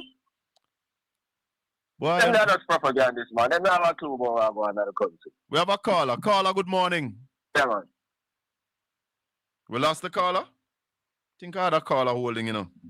Maybe I had them holding too long. Rally, so the recession continues. Yeah, it only continues, it deepens. And we don't hear nothing from the government. No, nothing from the Minister of Finance, nothing from the Prime Minister, not much from the opposition. We just raise up the opposition for them black. So we don't hear nothing from them. Nothing from the opposition? Yeah, what kind of opposition? Rally, hold on. What kind of opposition would be sitting down quiet, hold on, caller, while the country is in a recession and the economy tumbling? What is this? Yeah, that's the point that make me just raise them up a while ago. You know, from the University of the West Indies, we're supposed to be independent economy. No, I'm stopping at the opposition rally because these are a set of people who should be chomping at the bit to be managing Jamaica's affair. And the affairs of Jamaica is in the doldrums. Yep. And they sit quiet? Yeah, man. Hold on. Let me take a call. Caller morning. Welcome to the Colin Bell Show. Hi, good morning. It's my first time calling. Oh, wow. I just want to come in on the caller before now. Mm. Oftentimes I listen And when I listen, persons are comparing years and all of that. But I'm thinking that if during the time of PJ Patterson, I think that was from in the 90s and Yes. up before, right? If you're going to look on the debt and the change in the debt, you'd have to be able to compare it by rate. And if over 18 years, you'd have to then divide by the 18 to say per year to be able to compare. And therefore, I'm thinking that the time of, I think it was Bruce Golding, the rate would have been way higher, having been doubled, I think, as you were saying. But you see, So Carla, persons have to. Carla, Sorry? let me say this to you though. If you go back and look at the period between 2012 and 2016, there are a number of things that was put in place because between 2007 and 2012, the GLP did the worst damage to the Jamaican economy any government did deliberately. And I said deliberately, understanding what it means. The GLP government crashed the economy, got us expelled from the multilateral. Now, when a country is in a state where IMF, IDB, World Bank, none of them people not even will have a discussion with you, much less to lend your money. It's like them malice you, they cut you off. You ever see somebody get expelled from school? Oh, yes. That's what happened to Jamaica. Jamaica was expelled from the multilaterals under Bruce Golding. Audley Shaw was the finance minister. Andrew Holness was the leader of government business in the House of Representatives, right? So we got expelled. So when Portia won election in 2012, Peter Phillips, Mark Golding, and Portia Simpson Miller had to put some constraints in place. So they passed what was called some fiscal laws. And those laws were put in place to ensure that no government would do what the Bruce Golding-led government do again in Jamaica. Those were the laws, or those are the laws that have constrained this Labour Party to maintain the fiscal discipline. You understand? Right. So when I talk about Andrew Holness, Uncle carry up the debt by 500 million US, it is not Andrew Holness's doing. Yeah? Those are laws implemented. Him couldn't do otherwise. True, Raleigh? Yeah, man. Yeah, man. These are the constraints of the IMF and the multilateral agencies. That is why we have the fiscal rule. A rule was put in place that you can't do that. Because the money man say, oh, you can't do that again. Because if you do that again, it will be a big problem. So then put in that rule. Right. So when you hear them talking, Carla, them just try spread some propaganda to look good. But we have the numbers over here. We have the top financial analysts anywhere on media. Search any other media platform. Them not have nobody in the class, not in the school of Ralston Iman. Because who them have a call upon for some numbers can't go to school where Raleigh go, much less in the class. You understand? Right. So we deal with the data. They keep doing this, and as somebody who looks at statistics, even in my line of work, I look at how they are even comparing the rate of unemployment. If you change how you calculate it, you cannot compare to the one before. It's not the same, right? So it's not that it was reduced or anything, but they know people not thinking like that. But watch this, Carla. The rate of unemployment is really low. But here the problem. The people them where work, what are they working for? So the definition has changed. All right. The unemployment rate is low, but the people are producing less because they are not properly trained and they are not doing any work that had any value. So that's not good when you have everybody working and you get less production from everybody. That's a joke thing. That's just a number. I cannot hear. All right, caller. Thanks for the call. David, your call already, you know. One call we give each caller, you know, David. Hello? Your call already, a one time we give each caller. You have a question? Just 2 minutes, Colin. No, I can't give, I'm giving you 1 minute. I'll give you 1 minute. Yeah. Okay. The caller that called afterwards, you didn't check me when he was talking about nurses suffer, police suffer.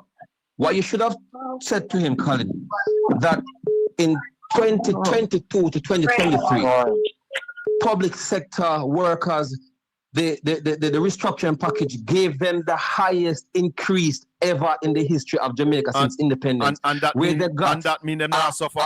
They were provided at 20%.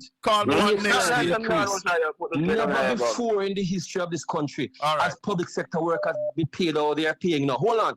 No. Everybody in the Call me one time. You can't get 2 bites of the cherry. Go ahead, caller. Morning. Yeah, man. Yes, caller. Morning. Morning, Colin. Yeah, man. Morning, Ralston. I know people have heard us speaking on this matter many times, directing this to Ralston, and the movement increasing the... Caller, hold on, caller. You called already? Sorry. No, man. Is the first time you're calling from morning? Yes. Okay, go ahead. Yeah, moving the GDP, as I was saying. Yeah. Moving the debt to GDP in the time of adversity and natural disasters. I think I read that in the whole IMF. Hold on, repeat that again. Repeat that. They allow you. No, they allow you. They allow Jamaica to increase the debt to GDP ratio in times of disaster and national, what you call it. You know, emergencies like this. So I was looking back at how the debt to GDP moved. I think they're moving somewhere from 65 to just 67.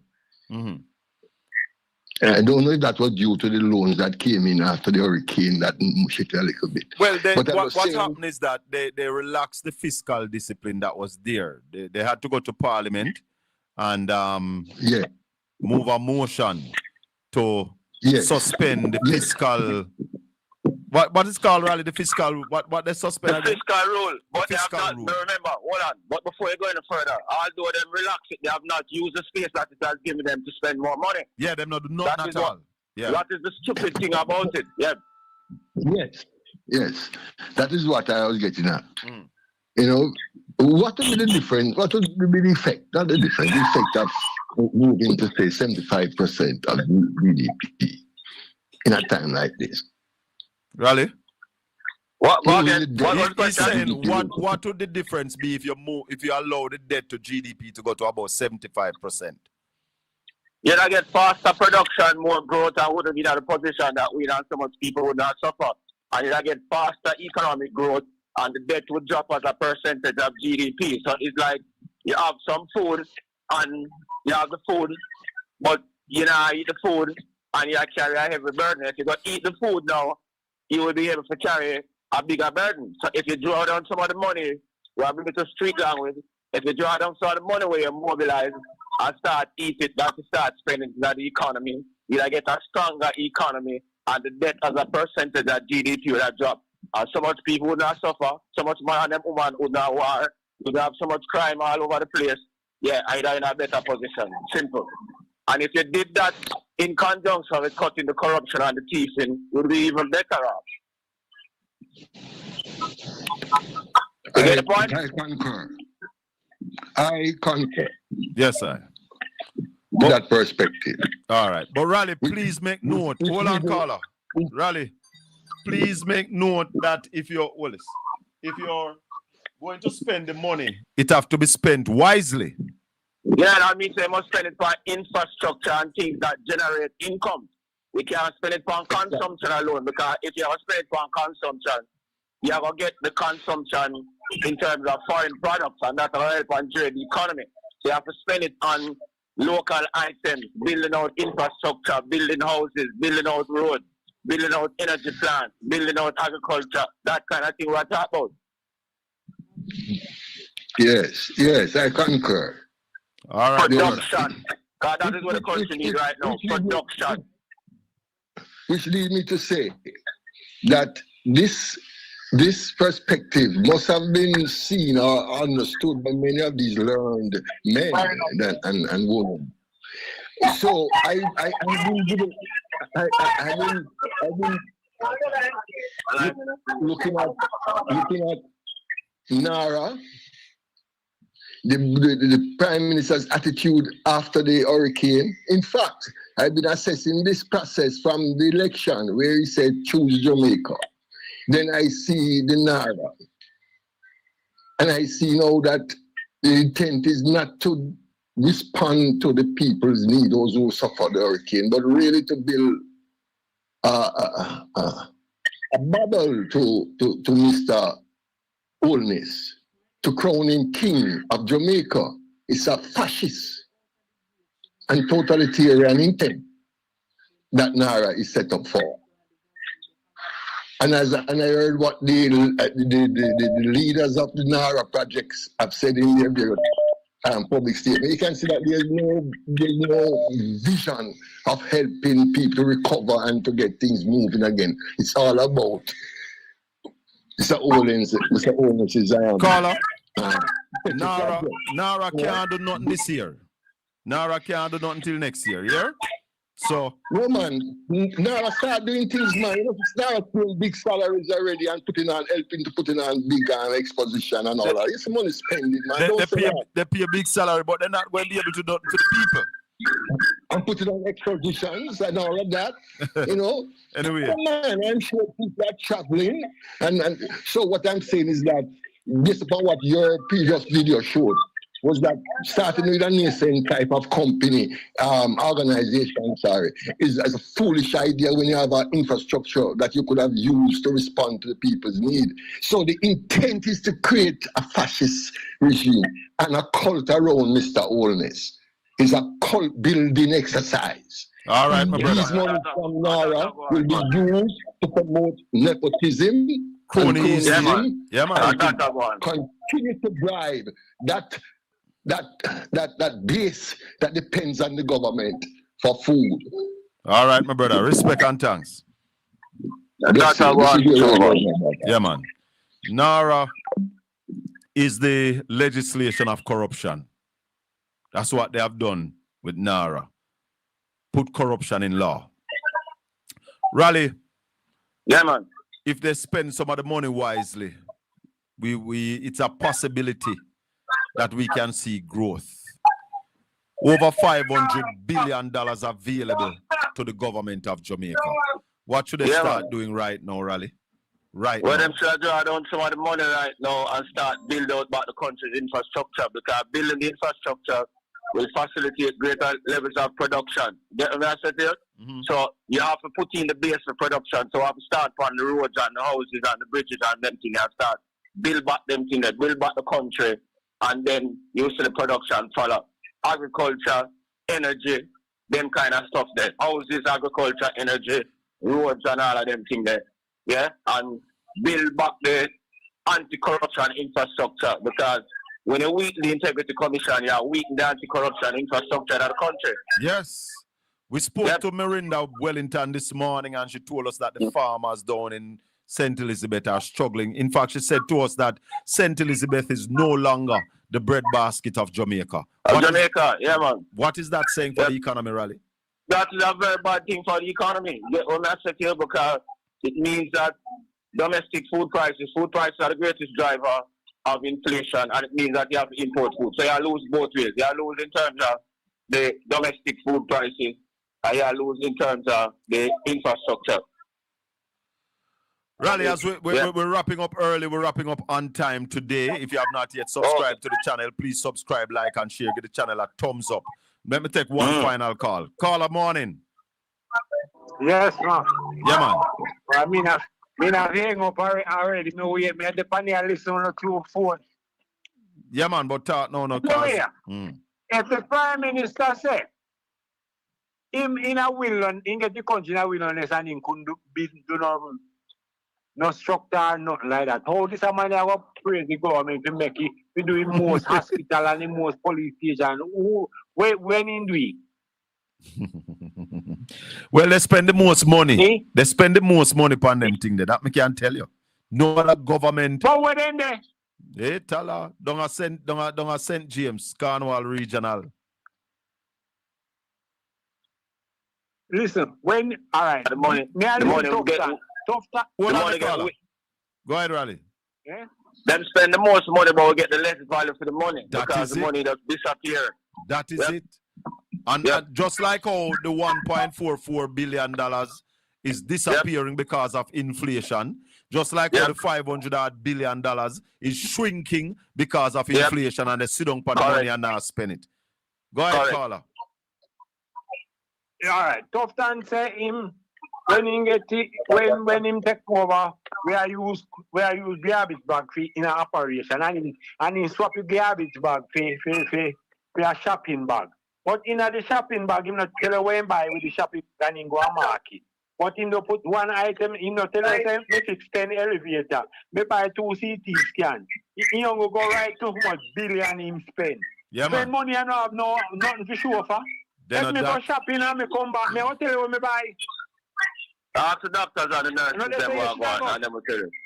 Well, somebody is suggesting that the doctors and the nurses, all the healthcare worker come together and put out a document with all the problems that is in the healthcare system in Jamaica. That would be a document.